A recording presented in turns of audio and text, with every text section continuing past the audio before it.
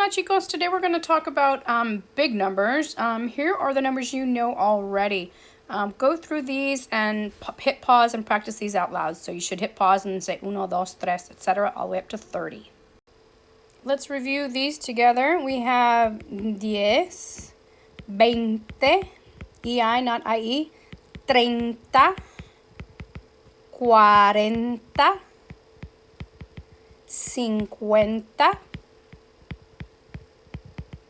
60, 70, 80,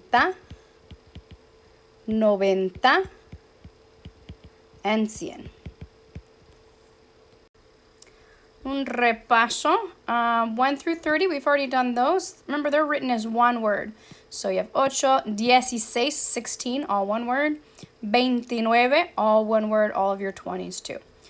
Starting for 30, 31 all the way through 99 are written as 3 words.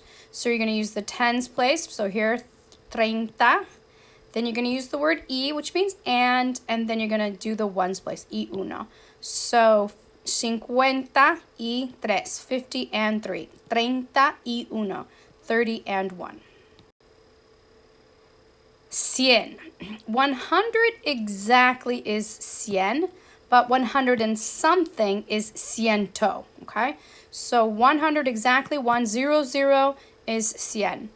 And it's always 100. Even if it's before a noun, it doesn't change. So you don't need to make 100 plural at all. Ciento, however, has some issues. We're going to use ciento for 101 all the way through 199, okay? It's always masculine, singular, so it doesn't change with the things after it. So 120 chicas. So even though you have chicas here, that O always stays an O. It's not going to change to an A. Or it's not going to be made plural. No, you're not going to have to add an S.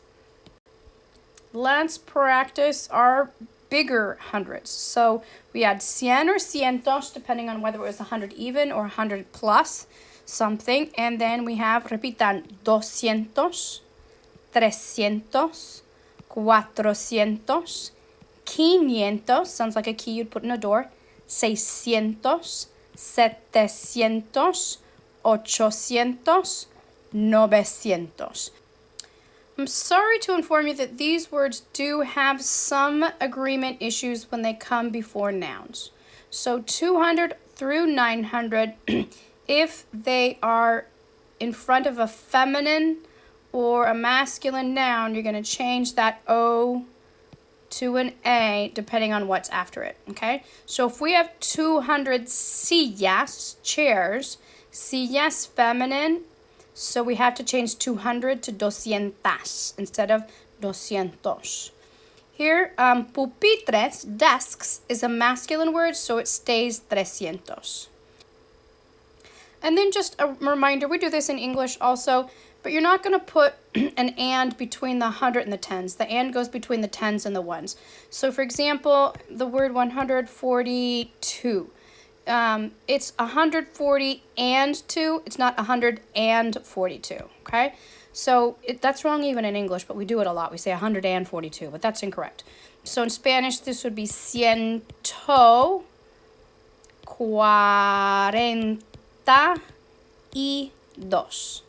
So the E, the and, whether you say it out loud or whether you write it down, it comes between the tens and the ones. You're not going to say 140. So here's an example, 430 mujeres. Mujeres feminine, so we had to change 400 to 400. And then there's no need for an and on this one at all. Okay, getting bigger once we get into the thousands. Just a writing issue. In English, we use the comma to mark the thousand place. And in Spanish, instead, they use the period. And then we use the period to mark the, tenths, the ones that aren't even a whole one. And in Spanish, they use a comma. So you just need to switch those places in Spanish and English. So whenever I ask you to write a number in Spanish, if it's 1,000 something, you need to write with a period instead of with a comma. Okay, 1,000 has some other issues too. So 1,000 is mil. And for some reason, you never say un mil. And you also never make it plural. There's not miles. So we have un mil, doesn't ever exist. We just say mil. And if we were to make it plural, you just put a dos in front of it. So 2,000 sillas. Million is un millón. This one, we do make it plural. So you have un millón would be 1 million and dos millones would be 2 millions. And then I'm so sorry, but there's one other little picky thing. If million is followed by a noun, you have to add a de in there. So it's not un millón dólares, it's un millón de dólares. In your notes, at the bottom of your notes, I would like you to write out these numbers in Spanish. So 462, 100 girls, write girls out too, chicas or niñas.